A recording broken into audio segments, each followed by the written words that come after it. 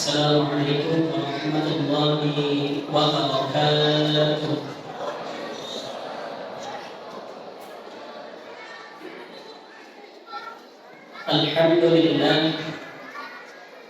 Alhamdulillahilladzi hamdan katsiran thayyiban mubarakan fihi kama yuhibbu rabbuna wa yarda.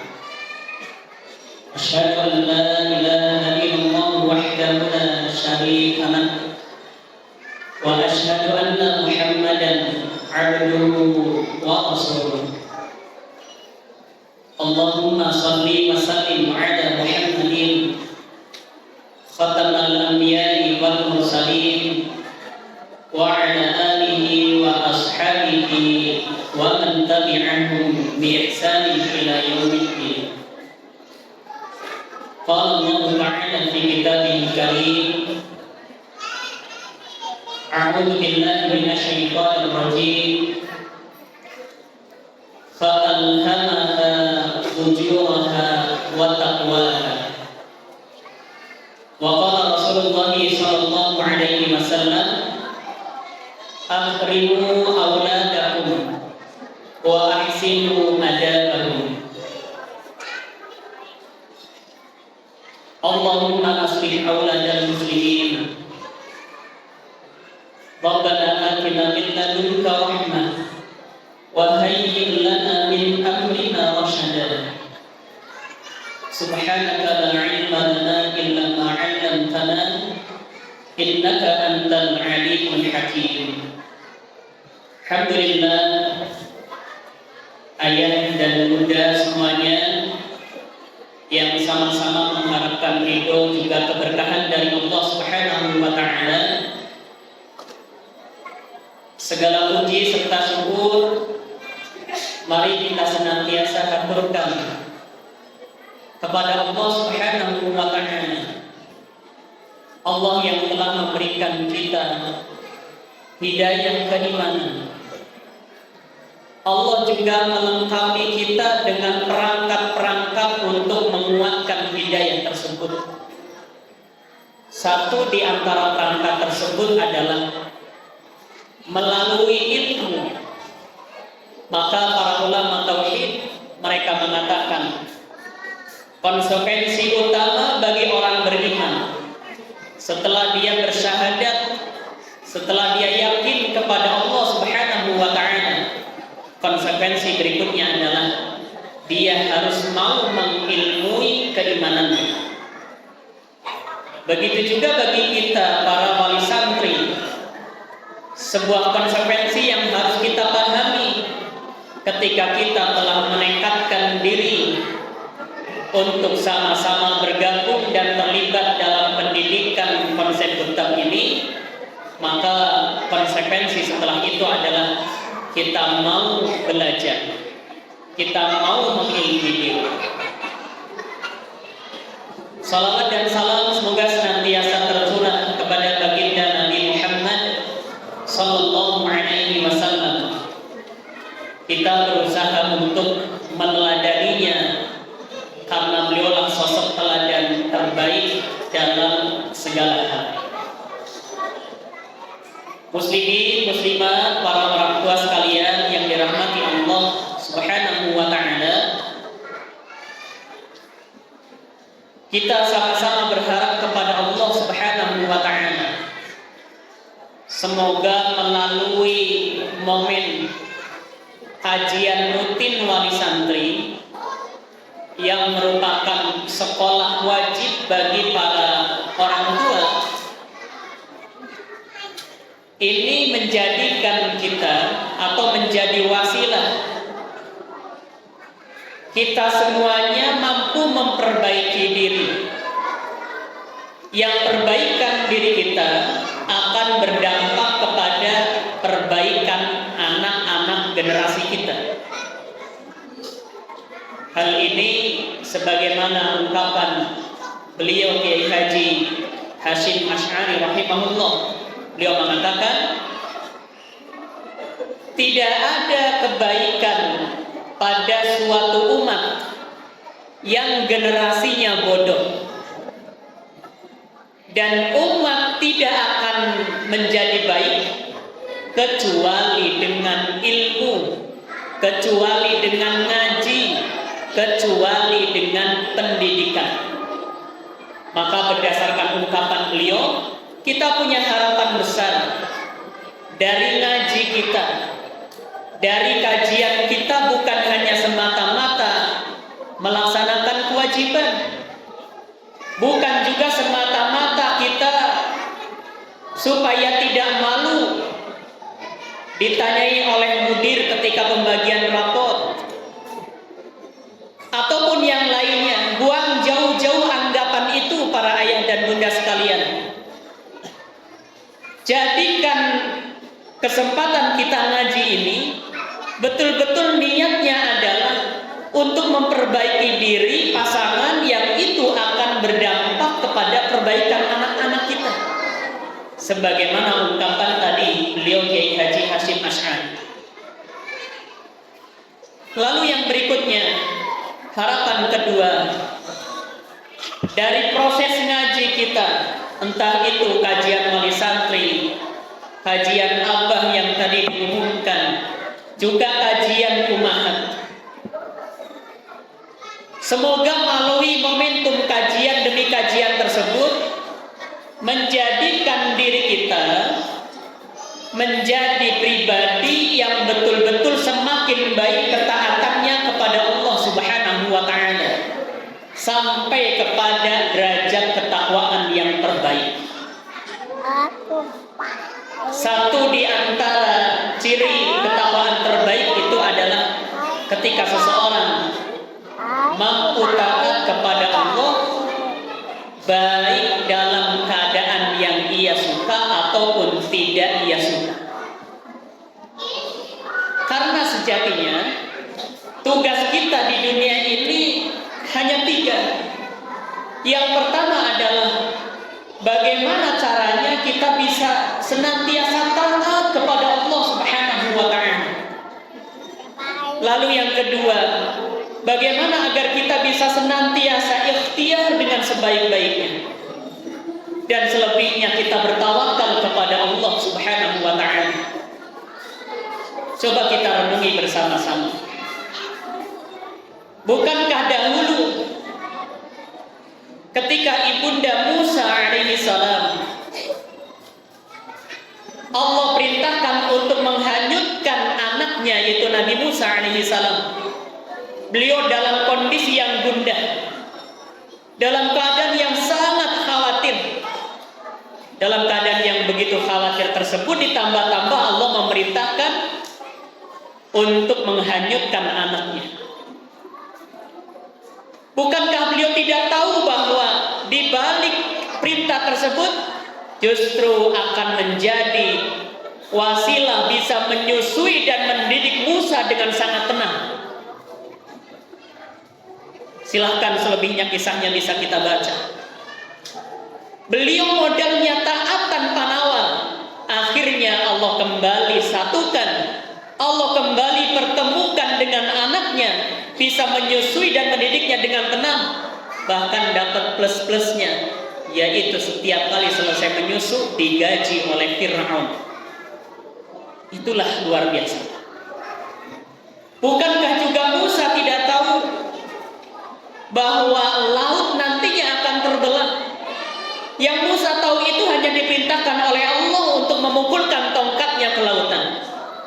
Lalu dengan izin Allah lautan tersebut terbelah. Bukankah juga Nuh alaihissalam, beliau tidak tahu bahwa akan terjadi banjir bandang yang menghanyutkan seluruh umatnya.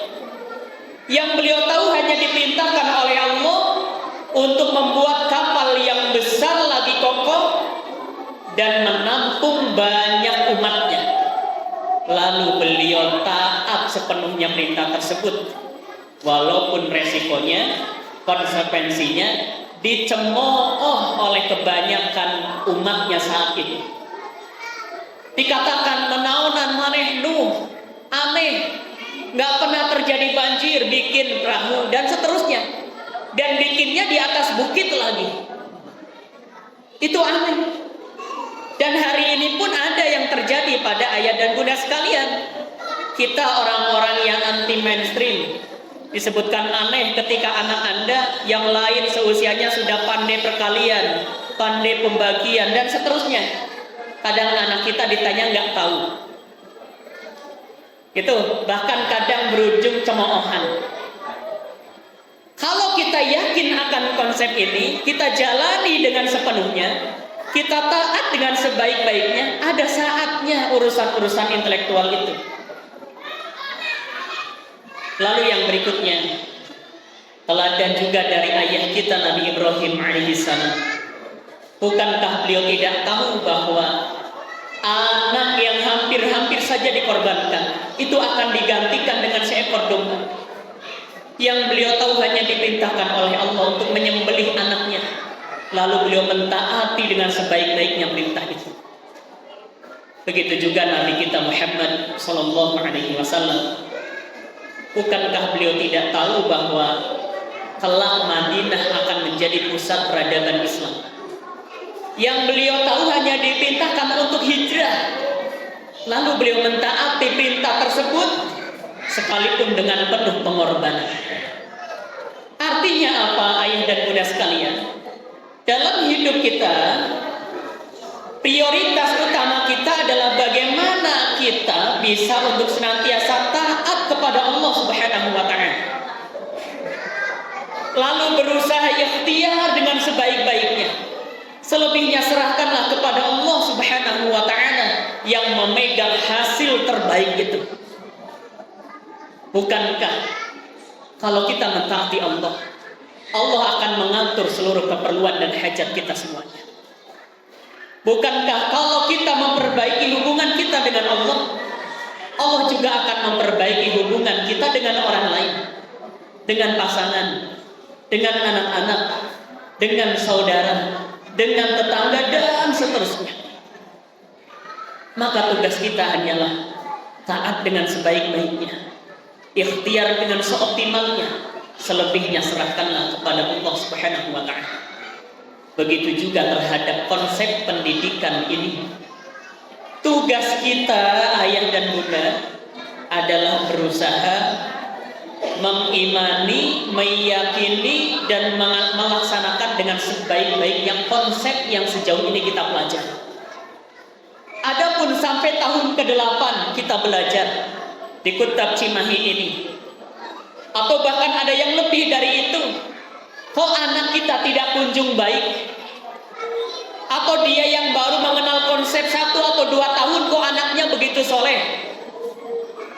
Itulah bukti kekuasaan Allah bahwa hasil itu di tangan Allah, tidak ditentukan oleh seberapa pintar kita, tidak ditentukan oleh itu kepintaran, kesolehan. Itu hanya asbab, hanya sebab, hanya wasilah. Selebihnya semua kendali ada di hadapan Allah Subhanahu wa Ta'ala. Ada kalanya orang yang gak tahu ilmu ekonomi dia kaya. Ada kalanya orang yang dia menguasai sekali tapi miskin. Itu untuk memberikan pelajaran kepada kita. Yang mengendalikan itu hanya Allah, bukan berkat kepintaran atau kepandaian kita, bukan juga sebab kekompakan kita ataupun yang lainnya. Maka sebaik-baiknya pendidik, sebaik-baiknya kita sebagai orang tua adalah senantiasa setelah taat dan ikhtiar kita lakukan, berserah diri kepada Allah Subhanahu wa Ta'ala. Toh apa yang kita lakukan selama ini itu akan menjadi investasi kebaikan yang kalau kita tidak nikmati hari ini, pasti akan kita nikmati oleh keturunan kita nanti setelah kita wafat. Ataupun kalau kita, anak keturunan kita tidak menikmati, karena buah kesungguhan kita, insya Allah nanti nikmatnya bersama-sama Allah satukan di dalam surga. Itulah harapan kita semua. Maka harapan yang kedua, jadikan momentum kajian ini sebagai wasilah untuk kita meningkatkan dan menambah ketaatan kita kepada Allah Subhanahu wa Ta'ala. Bagaimana caranya agar setiap ilmu-ilmu yang kita pelajari, para ayah dan bunda sekalian, itu senantiasa menambah manfaat, menambah ketakwaan, menambah ketaatan. Bagaimana caranya? Maka para ulama mereka mengatakan, ini pernah disampaikan juga oleh beliau guru kita Ustaz Habib. Bagi seorang penuntut ilmu, dalam hal ini adalah kita semuanya, kalau ingin mendapatkan manfaat dari ilmu-ilmu yang dipelajari, apa di antara manfaatnya? Ilmu sangat banyak. Yang utama, sebagaimana pendapat Jalaluddin Rumi, beliau mengatakan ilmu dikatakan bermanfaat yang pertama ketika ilmu tersebut menambah keimanan, semakin menambah rasa takut kepada Allah. Itu ilmu manfaat. Keduanya, membuat dia semakin istiqomah dalam ibadah. Ketiganya, semakin dia mulia akhlaknya. Lalu ilmu tersebut akan mengangkat derajatnya di hadapan Allah. Bahkan kelak di akhirat, ilmu tersebut akan memudahkannya menuju surga. Itulah di antara ilmu-ilmu yang dikatakan bermanfaat. Nah, pertanyaannya tadi, bagaimana agar setiap ilmu-ilmu yang kita pelajari, dari kajian ke kajian yang kita ikuti, itu senantiasa kita bisa meraih manfaat ilmu yang telah kita pelajari. Maka para ulama mengatakan tadi, bagi seorang penuntut ilmu, kalau dia ingin mendapatkan manfaat dari ilmu-ilmu yang dia pelajari, maka dia harus melaksanakan tirakat demi tirakat. Apa itu tirakat demi tirakat? Tirakat yang paling dasar, sebagaimana dikatakan oleh beliau Syekh Sahal At-Tusturi, beliau mengatakan, selama apapun seseorang belajar, Allah tidak akan mengkaruniakan kepadanya ilmu yang bermanfaat apabila di dalam dirinya masih terdapat hal-hal yang dibenci oleh Allah. Itulah bentuk tirakat yang paling dasar.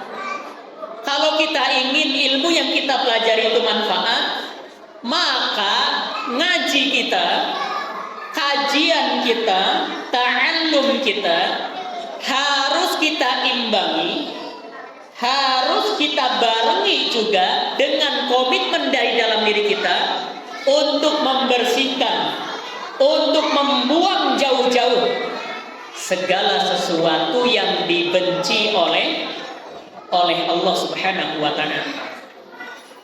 Ketika kita belajarnya adalah tentang pendidikan, tentang keluarga, tentang keturunan, maka yang harus kita buang adalah sifat buruk pribadi kita. Apapun keburukan itu. Lalu yang keduanya, sifat buruk berkenaan dengan kita terhadap pasangan. Mau tidak mau harus kita buang. Dan yang ketiganya, sikap buruk atau keburukan-keburukan kita kepada anak-anak atau keturunan kita. Kalau itu semuanya masih melekat pada diri kita, berdasarkan perkataan tadi beliau, maka haram. Allah tidak akan mengkaruniakan kepada kita ilmu yang manfaat, ilmu yang barokah. Dengan kata lain, teu aya bedana arek ngaji jeung teu sarua kene, sarua wae. Ataupun yang lainnya. Kan kita tidak ingin. Kira-kira kajian wali santri ini sudah beberapa kali para ayah dan bunda? Mas Bayu yang merekam sudah berapa kali? Sudah berapa episode? Banyak yang jelas ya. Sudah sekian puluh kali kita ngaji. Maka mari itu semuanya menjadi tadzkirah, menjadi pengingat bagi kita semuanya, agar ilmu-ilmu yang kita pelajari betul-betul kita semuanya memperoleh manfaat demi manfaat. Lalu kalau sudah tirakat dasar itu kita lakukan, berikutnya tirakat kedua pada ketaatan kepada Allah. kita mempunyai amalan-amalan tertentu, baik itu yang fardu kita komitmen ataupun yang sunnahnya kita punya amalan-amalan rahasia. Para hamba Allah yang dirahmati Allah Subhanahu wa taala, para ayah dan bunda sekalian, azani Allah wa iyyakum ajma'in. Para ayah semuanya sehat kabarnya? Alhamdulillah. Tunduk kene, tanapi semangat kene. Benar, yang jawab cuma sedikit, jadi tunduk kene singan. Para muslimat sekalian, bagaimana kabarnya para bunda? Alhamdulillah, masya Allah. Pada hari ini kita akan sama-sama belajar tentang tema yang sudah tidak asing lagi.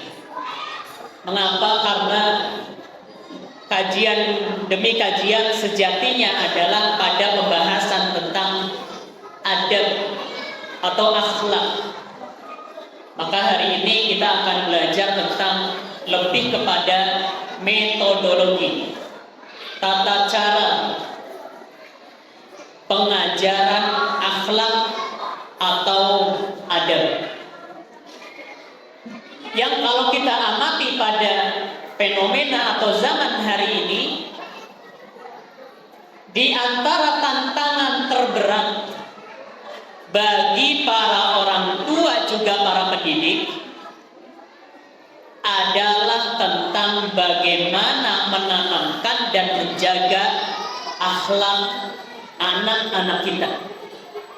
Mengapa demikian? Karena di zaman yang serba mudah, berbagai tontonan bisa kita lihat, berbagai ucapan bisa terdengar. Bahkan hari ini terkadang kebanyakan orang menilai suatu kebaikan itu dinilai dari viralnya, menilai suatu kehebatan dinilai dari jumlah followernya ataupun yang lainnya. Maka hari ini dengan situasi yang demikian menjadi amat berat untuk kita menanamkan dan menjaga adab atau akhlak kita ataupun anak-anak kita. Mengapa? Karena ketika di rumah kita sampaikan berbagai hal yang baik-baik, tapi begitu keluar pemandangan mereka luar biasa, pendengaran mereka begitu luar biasa. Kita lihat saja hari ini anak kecil yang mereka masih sangat belia, berbicara yang kotor, yang kasar itu seolah-olah sudah terbiasa. Bahkan setiap jeda ucapannya itu selalu ada spasinya. Spasinya apa? Tahu sendiri ya, anyi dan segala macam ya, anyi ini nggak sampai selesai ngomongnya dan seterusnya. Itu subhanallah. Sehingga dengan fenomena yang seperti itu, tantangan kita itu memang mau tidak mau berat, butuh kesungguhan yang lebih ketimbang orang tua kita dahulu, butuh usaha yang luar biasa. Karena seolah-olah hari ini keadaan zaman, baik itu lingkungan nyatanya atau dunia maya, tidak berpihak kepada kebaikan akhlak atau adab. Oleh mereka adalah seringkali hal-hal yang justru bertentangan dengan adab atau akhlak. Itu artinya apa? Kita sebagai orang tua yang merupakan benteng utama dalam penanaman, juga pengokohan, bahkan melindungi anak-anak kita, mau tidak mau usaha kita harus lebih, komitmen kita harus kita jaga, kesungguhan kita harus terus terupgrade. Lengah sedikit saja itu luar biasa. Anak kadang keluar sedikit saja sudah seperti ini yang ditampakkan, ataupun yang lain. Kalau kita sebagai orang tua tidak menjaga komitmen sebagai benteng utamanya, maka sudah dipastikan anak kita dengan mudah terbawa oleh arus yang demikian. Kalau fungsi kita sebagai orang tua tidak memberi nasihat, menegur, mengarahkan, memberikan contoh, maka sudah dipastikan keburukan-keburukan dari luar tadi akan dengan mudah ditiru, bahkan dilakukan oleh anak-anak kita.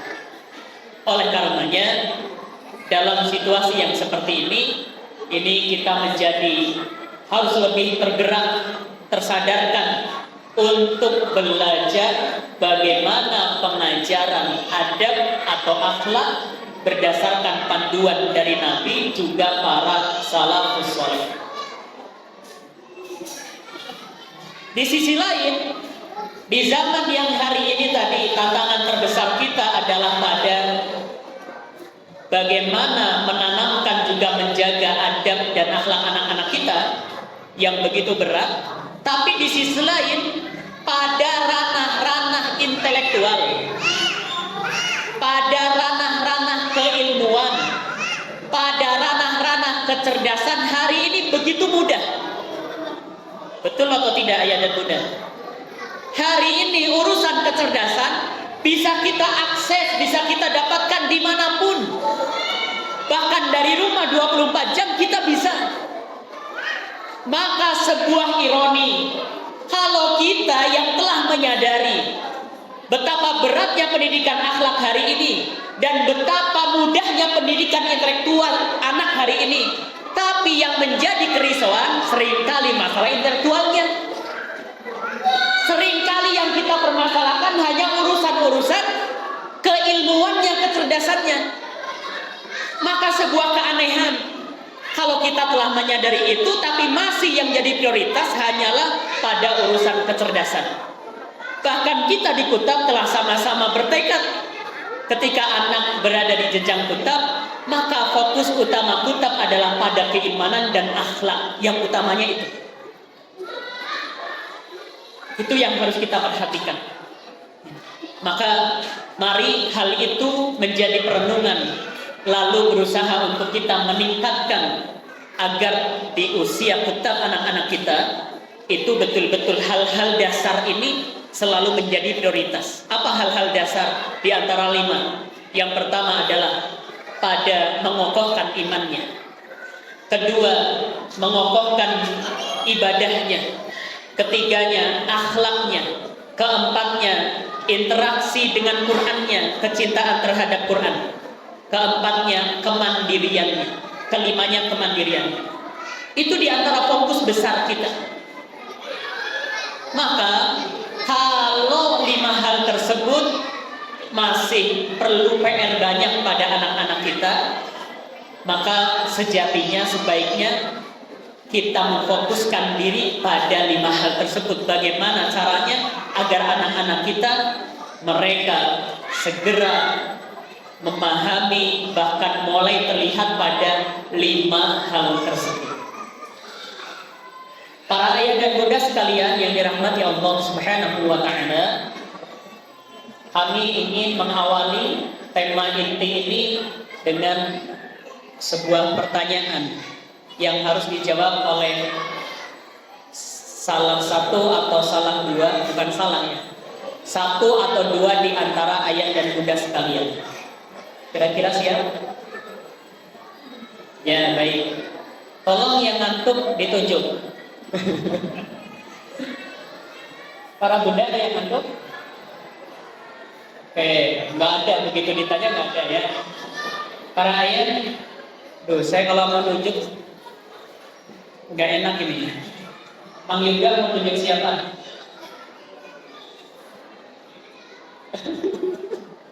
Kang Budi, silakan. Ini nyampe nggak ya mic-nya ya? Kang Budi siapa ini? Ada 3 Budi sepertinya di kita. Budi baca, oke. Baik, pertanyaannya adalah nanti muslimah lebih mudah disambung. Menurut Kang Budi ini, seberapa penting pendidikan adab? Atau sebutkan pendidikan adab?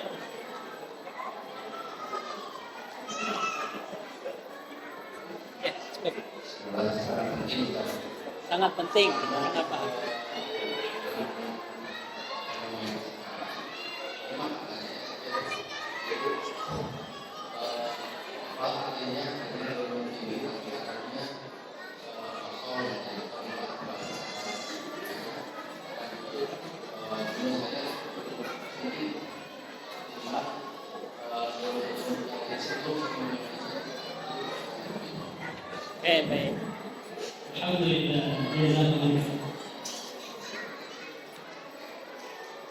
Baik, kata beliau, adab itu sangat penting. Kenapa? Karena apalah artinya kalau seseorang berilmu tinggi namun tidak ada adabnya. Masya Allah, luar biasa. Alhamdulillah. Ini berarti menjawab tentang pentingnya adab. Baik, Alhamdulillah. Tadinya mau 2, tapi karena waktu tidak cukup. Yang muslimah, coba tolong koordinator muslimah atau mana boleh ditunjuk. Tekil berarti tunjuk salah satu. Nunjuk diri sendiri juga boleh.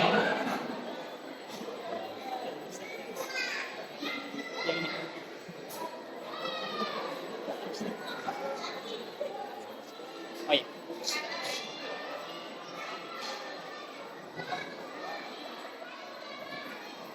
Oke, pertanyaan untuk muslimah tadi, seberapa penting? Oh, ini trainer kita nih, harusnya jangan yang beliau. Baik, seberapa penting pendidikan akhlak? Sangat penting, karena Rasulullah juga diberikan amanah oleh Allah yang menjadi pendidikan hidup itu untuk menyempurnakan akhlak, bukan menyempurnakan agama. Baik, Alhamdulillah. Luar biasa. Semua jawabannya benar. Berarti semuanya sudah paham sepertinya. Kita tutup saja.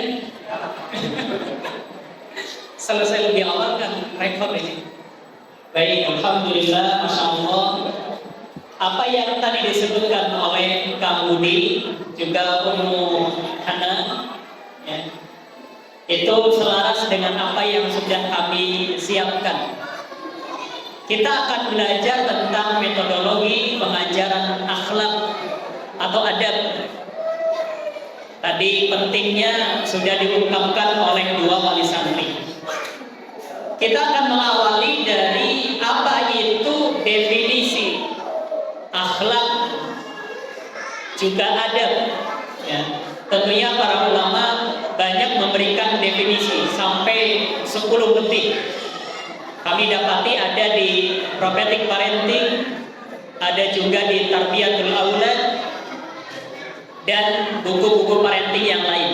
Ya. Kurang lebih kami membuka ada 7 buku terkait definisi tersebut. Ya. Dari 7 itu kami simpulkan diambil hanya salah satu. Yang pertama tentang akhlak. Apa itu akhlak? Kami ambil pengertian dari Imam Al-Qurtubi rahimahullah. Beliau mengatakan, kata beliau, akhlak secara etimologi adalah adab seseorang dalam dirinya yang didapatkan dari luar, yaitu apa? Proses pembentukan dan latihan. Itu kata beliau. Adab seseorang dalam dirinya yang didapatkan dari luar atau melalui proses pembentukan dan latihan. Lalu yang kedua, apa itu adab? Kami ambilkan pengertian adab dari beliau Imam Al-Ghazali rahimahullah. Beliau mengatakan, adab itu merupakan pendidikan dari lahir dan batin.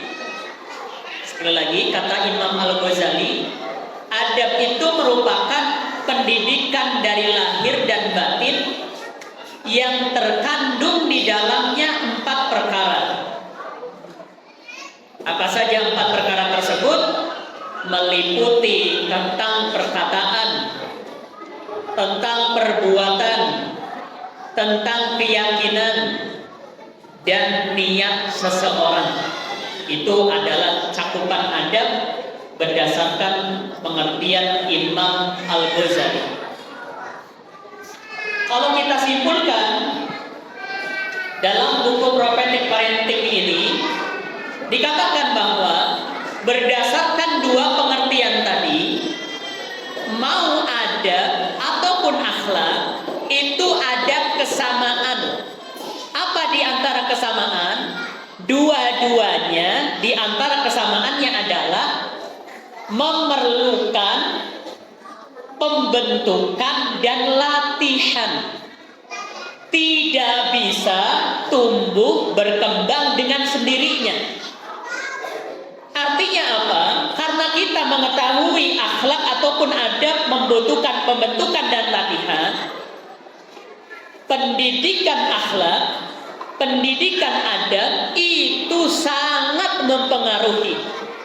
Karena tadi tumbuh berkembangnya akhlak atau adab seseorang itu sangat ditentukan oleh proses pembentukan, oleh proses pengajaran, oleh proses pendidikan atau latihan demi latihan. Maka dari sini tugas kita adalah fokus pada bagaimana membentuk akhlak anak kita, bagaimana melatih anak-anak kita menjadi atau memiliki akhlak dan adab yang baik. Itu fokus kita, karena kita telah menyadari kedua hal tersebut tidak bisa baik, tidak bisa berkembang, tidak bisa terjaga kalau hanya dibiarkan saja, tidak bisa. Beda dengan insting. Kalau insting begitu dia dalam keadaan terdesak atau dalam keadaan yang dia harus melakukan sesuatu, biasanya instingnya itu langsung berjalan, langsung bekerja. Adab akhlak tidak bisa seperti itu. Itu harus ditempuh melalui proses pembentukan dan latihan demi latihan. Lalu yang kedua, apa pentingnya pendidikan akhlak? Pentingnya pendidikan akhlak di sini yang pertama adalah merupakan perintah Allah Subhanahu wa ta'ala. Itu yang pertama. Apa pentingnya pendidikan akhlak atau adab? Ternyata merupakan perintah Allah Subhanahu wa ta'ala. Terdapat di dalam surat apa? Terdapat di dalam surah Al-Balad ayat yang ke-10, juga Asy-Syams ayat yang ke-8 sampai 10. Wa hadainahun najdain. Allah telah memberikan jalan kepada seseorang itu dua jalan, antara jalan yang baik dan jalan yang buruk. Dalam surah Asy-Syams ayat ke-8 sampai 10, fa'alhamaha fujuraha wa taqwaha. Kepada seseorang Allah ilhamkan. Apakah dia akan melaksanakan atau mengikuti jalan yang fasik atau jalan yang benar ketakwaan? Itu fa'alhamaha fujuraha wa taqwaha. Berikutnya,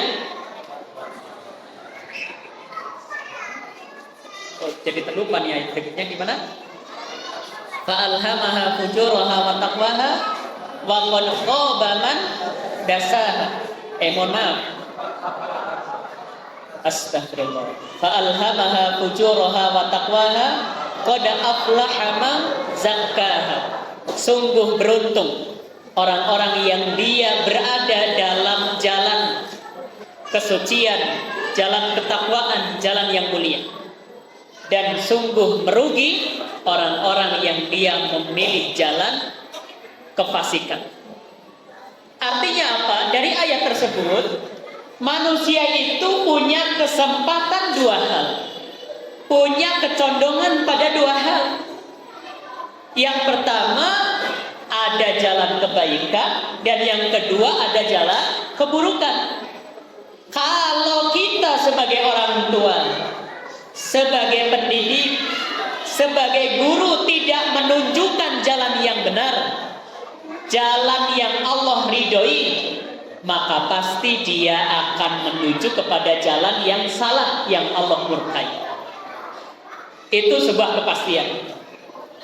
Oleh karenanya Imam Al-Ghazali atau Imam Ibnu Qayyim rahimahullah, dia mengatakan dalam hati seseorang itu hanya akan diisi dua hal.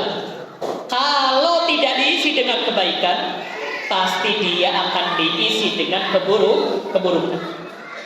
Maka inilah penting pentingnya oleh kita untuk mendidik anak-anak kita tentang akhlak, tentang adab, karena manusia punya dua kesempatan, punya dua kecondongan tadi. Itu pentingnya pendidikan akhlak yang pertama. Lalu pentingnya yang kedua adalah merupakan teladan dan wasiat dari Nabi Shallallahu Alaihi Wasallam. Ternyata pendidikan adab, akhlak ini merupakan wasiat dari Nabi Shallallahu Alaihi Wasallam. Beliau mengatakan dalam hadisnya, "Akrimu auladakum wa ahsinu adabahum." Muliakanlah anak-anak kalian dan ajarilah mereka adab, akhlak, tata krama, unggah-ungguh ataupun yang lain. Itu merupakan wasiat dari Nabi Shallallahu Alaihi Wasallam. Bahkan dalam hadisnya yang lain dikatakan bahwa di antara warisan atau pemberian terbaik orang tua itu bukan harta, bukan kedudukan, bukan. Tapi warisan terbaik dari orang tua kepada anak adalah ketika orang tuanya mengajari akhlak. Itu warisan terbaik. Sebagaimana sabda Nabi dalam hadis riwayat Imam At-Tirmidzi, beliau mengatakan, "Ma nahala walidun waladan min nahli afdala min adabi hasanin." Tidak ada pemberian atau warisan orang tua yang paling berharga kepada anaknya kecuali pendidikan akhlak yang mulia. Itu artinya apa?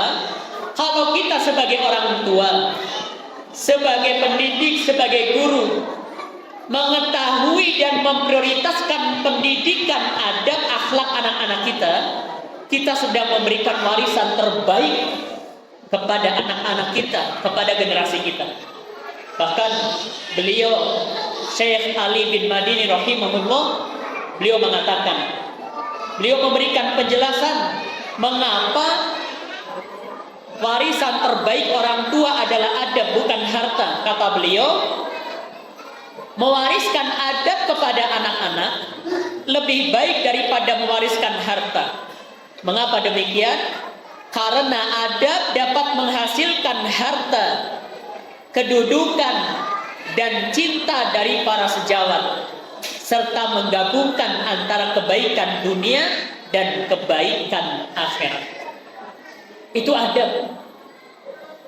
Mengapa tadi adab disebut warisan terbaik ketimbang harta? Karena ternyata dengan adab itu menjadikan seseorang mendapatkan harta, mendapatkan kedudukan, mendapatkan kecintaan dari orang-orang sejawatnya.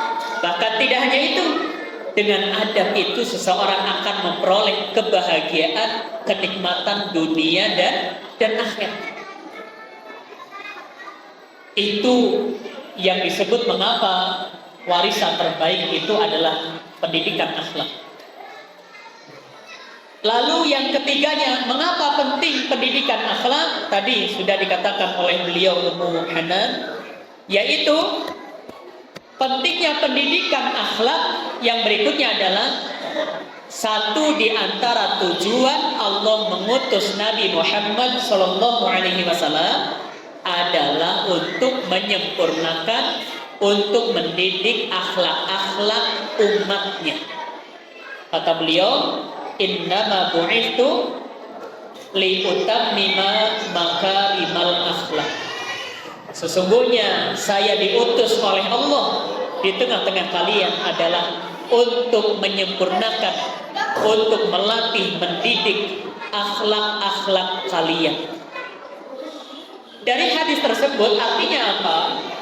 Rujukan terbaik dalam pendidikan akhlak, baik itu kita sebagai pendidik atau tata caranya, merujuknya adalah kepada Nabi Sallallahu Alaihi Wasallam.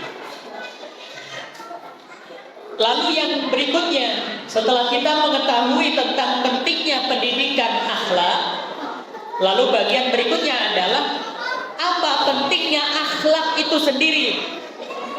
Setelah kita tahu tentang pentingnya pendidikan pendidikan akhlak. Berikutnya, apa pentingnya akhlak itu sendiri, sehingga harus kita didik, harus kita bentuk, harus kita latih kepada anak-anak kita.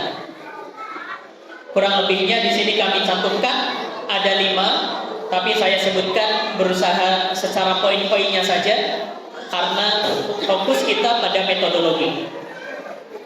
Apa pentingnya akhlak bagi kita orang beriman? Yang pertama adalah ternyata Allah akan menilai seseorang itu dari akhlaknya. Artinya apa? Di mata Allah, indikator kebaikan hambanya itu terletak pada kebaikan akhlaknya. Hal ini sebagaimana sabda Nabi Shallallahu Alaihi Wasallam, Innallaha la yanzuru ila suwarikum wa amwalikum, walakin yanzuru ila qulubikum wa a'malikum. Sesungguhnya Allah tidak melihat, tidak menilai seseorang pada bentuk rupa dan harta kalian. Jadi tampang tidak menjadi jaminan bahagia, Pak Ridwan. Ya, tampang tidak jadi jaminan. Maka jangan sibuk kita mengurusi wajah sementara lupa mengurusi akhlak. Ya. Tadi kata Nabi, sesungguhnya Allah tidak menilai atau melihat pada bentuk rupa dan harta kalian. Akan tetapi Allah melihat kepada hati dan amalan kalian. Di antara maknanya adalah akhlak-akhlak kita lah yang akan Allah nilai, perhatikan. Jadi jangan sampai urusan tampang melalaikan akhlak. Jangan sampai urusan pekerjaan, urusan harta mengorbankan kemuliaan akhlak kita. Karena yang paling utama di mata Allah justru urusan akhlak dan adab tadi. Lalu yang keduanya, mengapa penting akhlak atau adab? Yang keduanya adalah karena akhlak adalah yang akan memberatkan timbangan kebaikan kita nanti di yaumul mizan. Nabi SAW mengatakan, Ma min syai'in fil mizani, tidak ada sesuatu yang akan memberatkan timbangan seseorang pada hari pertimbangan illa min afqalu min husnil khuluq, kecuali disebabkan karena baiknya akhlak orang tersebut. Untuk menjelaskan hadis ini merujuk kepada kisah di masa Nabi. Ada seorang perempuan yang secara ubudiyah dia sangat solehah, lalu wafat, sehingga setelah selesai menguburkan, para sahabat itu mengatakan betapa beruntung perempuan tadi, sudah cantik, kaya raya, solehah deui, pokoknya beruntung, pasti dia di surga. Tapi Rasulullah mengatakan tidak, sesungguhnya tempatnya di neraka. Para sahabat kaget, mengapa demikian ya Rasulullah? Memang betul dia solehah, dari sisi ubudiyahnya luar biasa. Kata Nabi, dia sholatnya terjaga, bacaan Qur'annya terjaga, saumnya terjaga, sodakohnya bahkan sampai qiyamul lail dia laksanakan. Tapi di sisi lain, lisannya sangat tajam kepada tetangga-tetangganya. Maka kata Nabi, la khaira fiha, tidak ada kebaikan pada orang tersebut. Sekalipun ahli ibadah, tapi akhlaknya tidak baik, maka yang Allah nilai tadi adalah akhlak. Tapi mana yang lebih baik antara yang ahli ibadah tapi akhlaknya jelek, antara dengan orang yang akhlaknya baik tapi tara ibadah? Mana para ikhwan? Nggak ada yang baik. Nah, ada seorang ulama yang ketika ditanya oleh muridnya, wahai Syekh, mana yang paling utama antara orang yang dia menjaga ubudiyah tapi akhlaknya jelek dengan orang yang akhlaknya baik tapi ubudiyahnya jelek? Maka syekh tersebut mengatakan, yang pertama, orang yang dia gemar ibadah tapi akhlaknya buruk, semoga dengan keistiqomahan dan keikhlasan ibadahnya lambat laun akan merubah akhlaknya. Itu jawabannya. Lalu orang kedua yang akhlaknya baik tapi ibadahnya buruk, semoga wasilah mulianya akhlak membawa dia kepada keistiqomahan ibadah. Artinya apa? Dua-duanya tidak ada yang buruk. Berarti jelek dong. Terserah para yang muda menafsirkan. Ya. Tugas kita adalah baik ibadah, baik juga akhlaknya. Oke. Lalu yang berikutnya adalah ketiga, akhlak yang akan membuat manusia atau orang lain senang, tentram, suka dengan kita. Itu disebabkan karena akhlaknya. Hal ini berdasarkan ayat pada surah Ibrahim ayat ke-37. Itu merupakan doa Nabi Ibrahim. Dalam firman-Nya Allah mengatakan, A'udzu billahi minasyaitonir rajim. Rabbana liyuqimus shalah faj'al af'idatan minan nasi tahwi ilaihim. Rabbana wahai Rabb kami yang demikian agar mereka melaksanakan salat. Faj'al dan jadikanlah af'idatan minan nasi, hati-hati manusia sekalian, tahwi ilaihim, condong menyukai, mencintai anak keturunanku. Apa yang dimaksud dalam penjelasan ayat tersebut diantaranya adalah manusia akan condong memiliki rasa suka, rasa senang, menenteramkan kepada orang-orang yang memiliki akhlak yang mulia. Itulah yang ketiga. Pentingnya akhlak yang ketiga adalah akhlak akan membuat orang lain itu condong menyukai, mencintai seseorang tersebut. Lalu yang keempatnya, apa pentingnya akhlak? Pentingnya akhlak adalah penentu ridho dan murkanya Allah. Masya Allah nih. Akhlak itu yang menentukan ridho atau murkanya Allah kepada kita. Dari mana hal itu diperoleh? Dari kitab Nasihatul Muluk karya Imam Al-Mawardi rahimahullah. Beliau mengatakan, dari adab atau akhlak akan diperoleh pikiran yang terbuka. Sekali lagi kata beliau, dari adab atau akhlak yang baik akan diperoleh pikiran yang terbuka. Dari pikiran yang terbuka akan dihasilkan kebiasaan yang baik dan tabiat yang terpuji. Dari tabiat yang terpuji akan diperoleh amal soleh, perbuatan yang baik. Dari amal soleh akan diperoleh keridhaan Allah Subhanahu wa ta'ala. Dan dari keridhaan Allah akan diperoleh kesenangan, kebahagiaan yang abadi. Dan sebaliknya, dari adab atau akhlak yang buruk akan diperoleh pikiran yang rusak. Dari pikiran yang rusak diperoleh kebiasaan yang buruk. Dari kebiasaan yang buruk diperoleh tabiat yang tercela. Dari tabiat yang tercela diperoleh amal yang buruk. Dari amal yang buruk diperoleh murka dan amarah Allah. Dari murka dan amarah Allah diperoleh kehinaan yang abadi. Coba kita renungi ucapan beliau. Betapa akhlak itu pangkal dari semua kebaikan. Akhlak itu pangkal dari kebahagiaan dan keridhaan. Dan sebaliknya, ketercelaan itu pangkal dari kehinaan dan murka Allah Subhanahu wa ta'ala.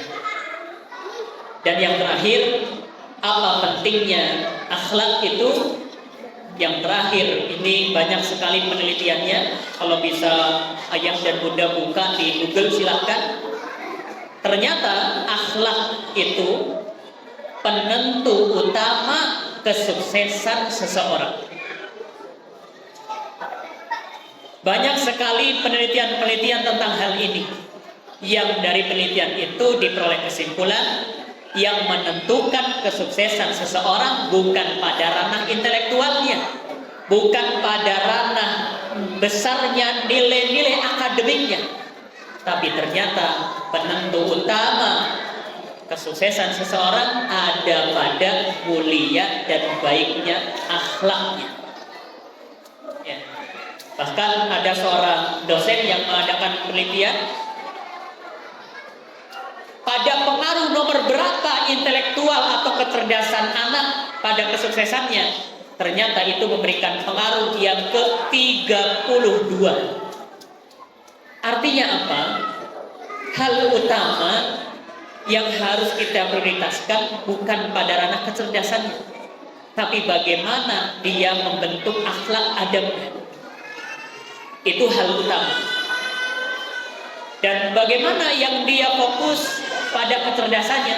Kalau dia memfokuskan pada akhlak terlebih dahulu baru kecerdasannya, itulah sesuai dengan urutan dan tahapannya. Kalau memfokuskan pada kecerdasannya dulu, maka itu sudah menyalahi tahapannya.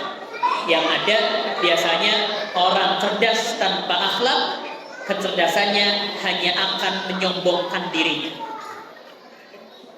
Jangan jauh-jauh, atau hal utama contoh itu adalah ada pada iblis, laknatullah alaih. Iblis itu cerdas, tapi karena tidak punya adab, maka akhirnya sombong sehingga sampai menjadi yang tercela sepanjang hayatnya. Lalu yang berikutnya, dari mana sumber belajar akhlak atau adab anak tersebut? Ini yang harus kita pahami. Dari mana saja sumber-sumber dalam kita membentuk, melatih anak-anak kita sehingga mereka mempunyai akhlak dan adab yang baik? Yang pertama tentunya adalah dari rumah. Itu sumber utamanya dalam menanamkan atau melatih anak-anak kita memiliki akhlak yang baik. Sumber pembelajaran utamanya yang pertama adalah dari rumah. Siapakah itu? Orang tuanya lah yang utama, ayah dan bundanya. Berikutnya adalah orang-orang yang ada di dalam rumah kita, entah itu orang tua kita, kakak kita, adik kita, atau anak-anak kita yang lainnya. Itu semuanya harus kompak. Makanya kalau kita lihat di antara tradisi keilmuan kaum muslimin di dalam menjaga kestabilan, kekondusifan rumah, itu mereka selalu rutin menjaga halakoh-halakoh keluarga. Entah itu secara halakoh khusus dengan Qur'annya, dengan kajian ilmunya, dengan nasihatnya, ataupun yang lainnya. Atau bahkan ketika momen makan itu menjadi halakoh utama. Maka kalau kita ingin kekondusifan akhlak di dalam rumah kita terjaga dari setiap penghuni rumah kita, mau tidak mau dalam rumah-rumah kita harus kita jaga kebersamaan tadi. Jangan sampai momen-momen kebersamaan tidak pernah terbentuk, tidak pernah terwujud. Artinya apa? Anak banyak, istri banyak. Keceplosan ya, Pak.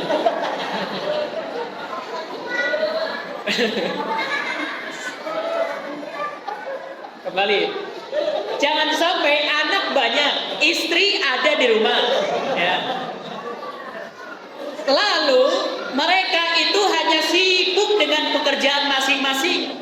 Tidak ada momen ngumpul untuk kita berbagi, untuk kita sharing, untuk kepala rumah tangga memberikan nasihat.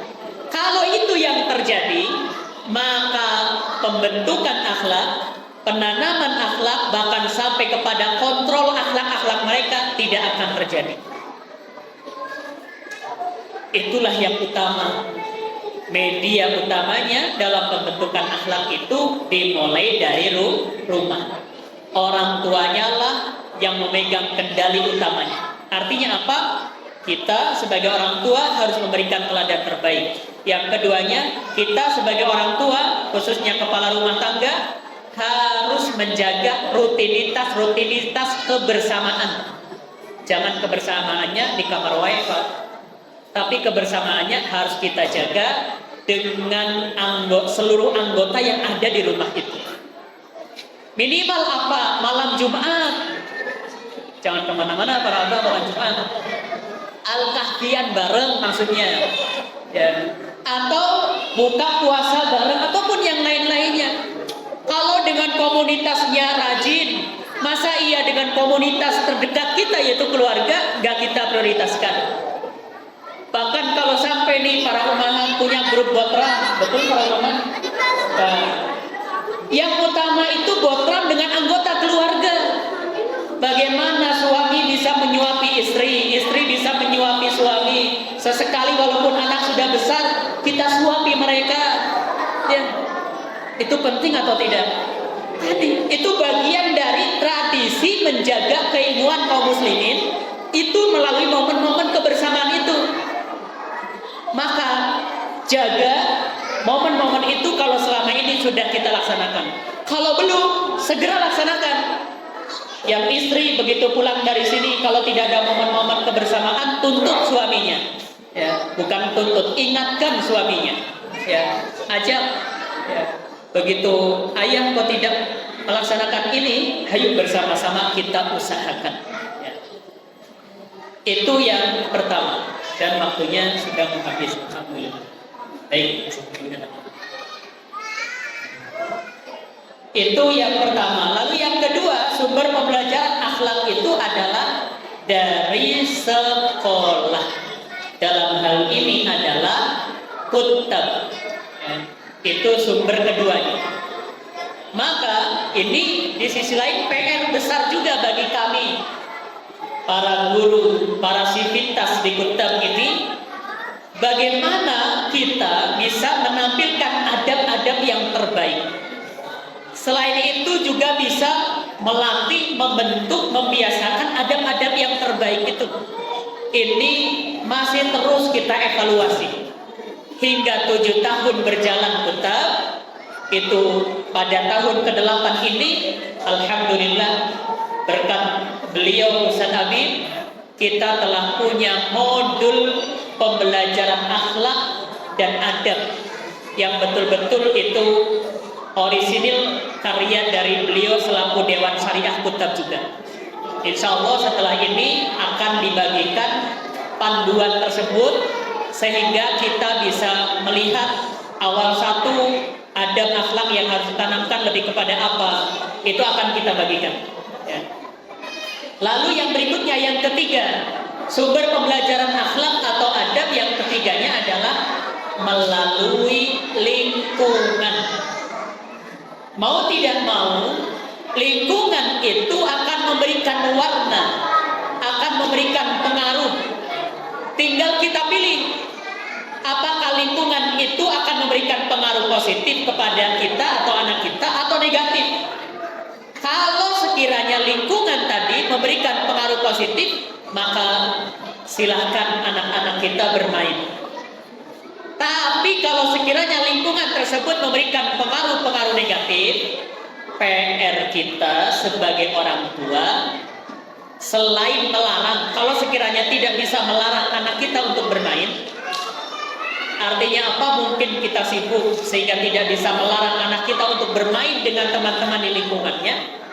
Kalau kita tetap izinkan anak kita bermain, artinya apa? Yang pertama, kita harus peduli kepada anak-anak muslim yang lain juga di lingkungan kita. Berikan kepada mereka teguran, nasihat. Yang keduanya, selain itu, kita juga harus sebisa mungkin mengawasi, mengontrol permainan mereka. Kalau ingin tadi kita tetap aman, sekalipun berada di lingkungan atau teman-teman anak kita kurang baik, mau tidak mau yang kedua kita harus mengawasi permainan mereka. kami beberapa kali mengawasi. Ternyata subhanallah, begitu bermain dengan ini di lingkungan rumah, yang keluar itu ucapan-ucapan buruk. Sebagai saya pribadi, sebagai orang tua tuh teruji, sampai ditegur oleh istri.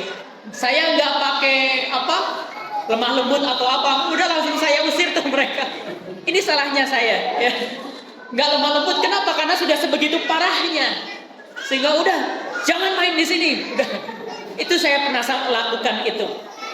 Maka ayah dan bunda sekalian, saya yakin lebih sabar menghadapi itu. Maka yang kedua, kalau sekiranya kita punya lingkungan yang buruk, temani anak kita ketika bermain dengan teman-temannya, ya. Dan bersikap sabar tadi, berikan mereka sentuhan, teguran, ya. Tapi alhamdulillah setelah itu cara main nggak pernah main lagi. Jadi akhirnya depan rumah, depan kontrakan itu, alhamdulillah jarang ada anak-anak lagi yang main. Jadi anak-anak beberapa yang main memang lebih terkondisikan. Tapi salahnya itu tadi, mereka entah main kemana yang jangan-jangan justru lebih buruk gitu. Itu yang ketiganya, sumber pembelajaran akhlak. Yang ketiganya adalah lingkungan.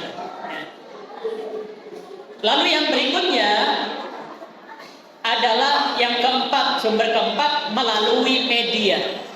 Media ini baik berupa tontonan atau audio atau bacaan.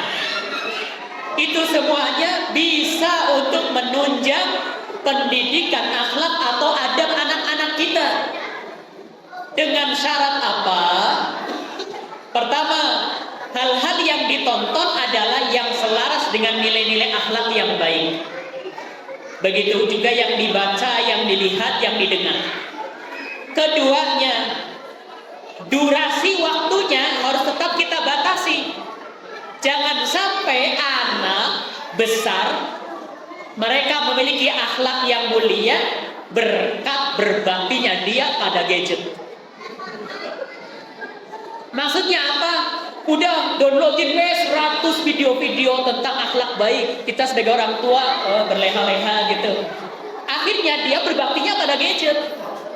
Jangan sampai demikian. Maka kalau kita mau menggunakan media sebagai sarana pendidikan akhlak, mau tidak mau yang kedua yang harus kita perhatikan adalah durasinya tetap harus kita batasi. Mengapa? Karena dia anak kita, bukan anak HP atau televisi. Yang akan dimintai pertanggungjawaban kita, bukan HP-nya.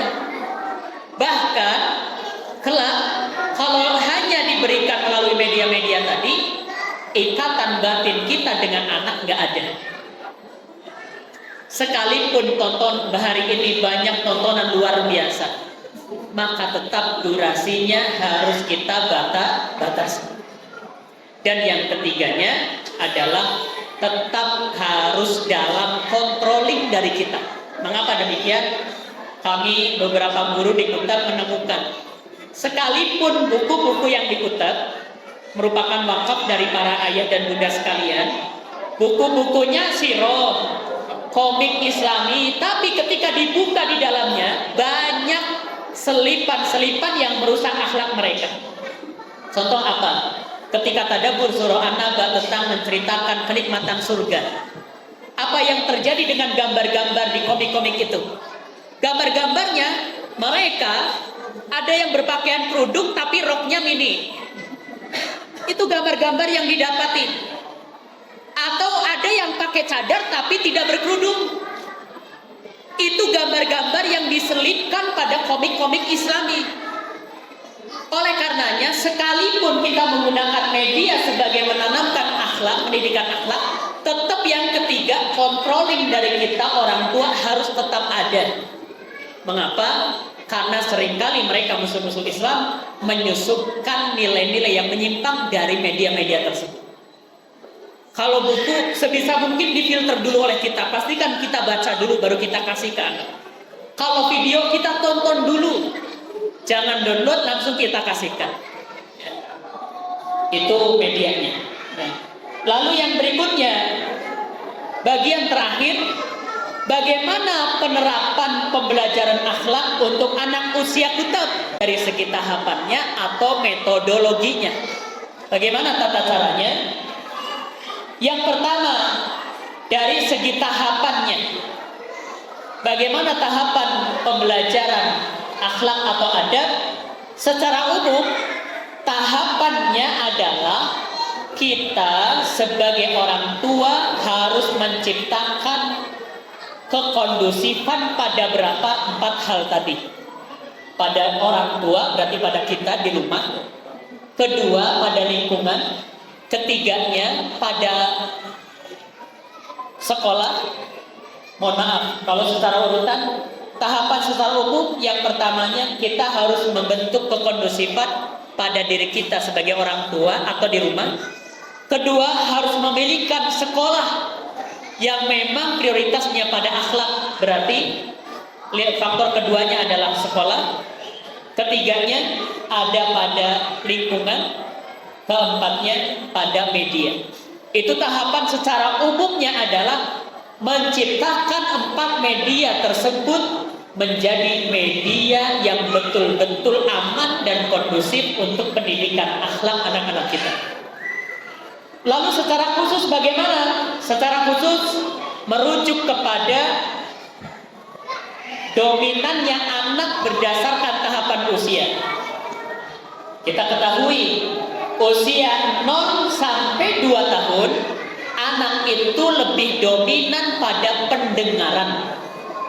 Maka tahapan pendidikan akhlak atau adab di usia 0 sampai 2 tahun adalah hati-hati dalam kita berucap. Baik kita sebagai orang tua atau hati-hati ketika anak kita yang usia 0 sampai 2 tahun dibawa keluar rumah. Pastikan mereka mendengar yang baik-baik. Karena anak usia 0 sampai 2 tahun dominannya pada pendengaran.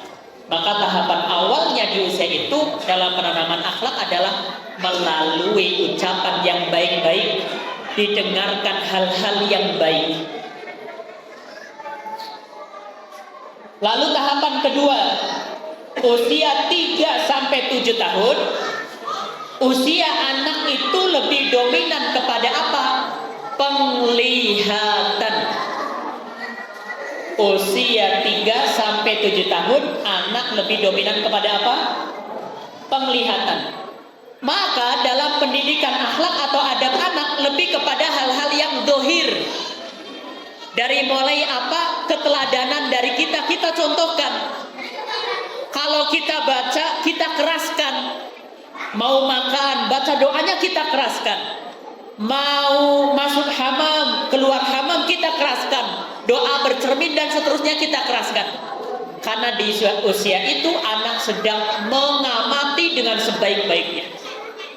Maka pendidikan akhlak adab di usia tersebut fokusnya adalah pada berikan contoh yang terbaik.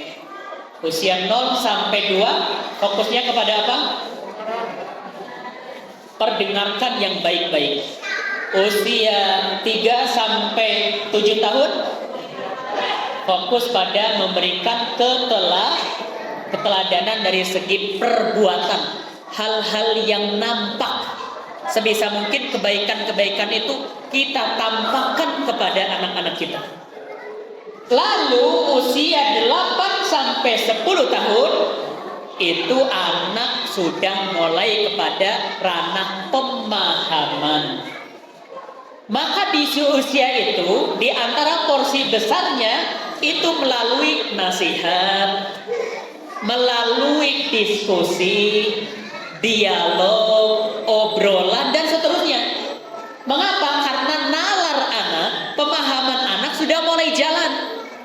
Sehingga dalam proses pendidikan akhlak atau adab ditempuh dengan tadi jalur nasihat, dialog, obrolan, bacaan, kisah ataupun yang lain-lain.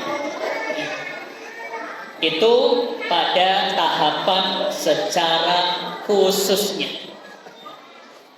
Lalu yang berikutnya, bagaimana metodologinya? Metodologinya adalah Yang pertama, memberi dan menjadi teladan kebaikan kepada peserta didik secara istiqomah. Ini catatannya, secara istiqomah.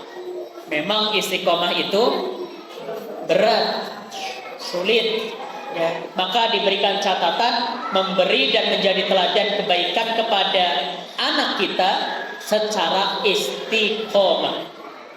Yang keduanya, melatih anak atau murid dengan pembiasaan yang baik. Dibiasakan berbagai hal-hal kebaikan, dan pembiasaan baik ini sudah ada rinciannya pada modul, ya, insya Allah akan dibagikan. Lalu yang berikutnya, yang ketiganya, melakukan pengamatan terhadap adab guru, baik di forum pembelajaran maupun dalam kesehariannya, ya. Makanya di antara nasihat yang biasa kami berikan kepada anak kami ketika berangkat ke Kutab adalah perhatikan gurumu. Lihat tata cara duduknya, tata cara berbicaranya, tata cara minumnya, makannya, dan seterusnya. Karena ini wasiat dari para ulama-ulama terdahulu. Mereka memberikan wasiat kepada anaknya dengan wasiat yang demikian. Lalu yang keempatnya, secara metodologi yang keempat adalah membersamai guru atau orang-orang yang soleh dalam waktu yang lama. Diperintahkan untuk membersamai saja. Mereka akan belajar tentang adab atau akhlak tersebut. Dan yang kelima, sebagai tambahannya, metodologi yang kelimanya adalah melalui nasihat. Sebagaimana hal ini dikatakan oleh beliau Ruwain bin Ahmad al-Baghdadi. Beliau berkata kepada putranya, "Wahai anakku, buatlah amalanmu menjadi seperti garam dan adab akhlakmu seperti tepung." Artinya apa?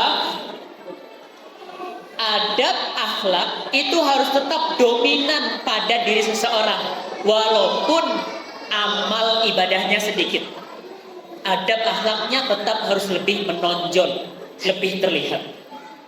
Demikian, semoga Allah Subhanahu wa ta'ala memberikan kita hidayah atau taufik sehingga bisa memahami, bisa mengaplikasikan, dan kita bisa istiqomah dalam pendidikan akhlak adab anak-anak kita. Dan yang paling utama, sebelum kita kepada anak, yang utamanya adalah jadilah kita teladan terbaik dalam urusan akhlak atau adab. Semoga Allah Subhanahu wa ta'ala memberikan rahmat, hidayah kepada kita semuanya. Dari keluarga kita terlahir anak-anak yang soleh dan soleha, dan kelak kita Allah kumpulkan kembali di dalam surga. Allahumma amin. Wal'afu bikum wallahu a'lam bishawab. Kami cukupkan. Wassalamualaikum warahmatullahi wabarakatuh.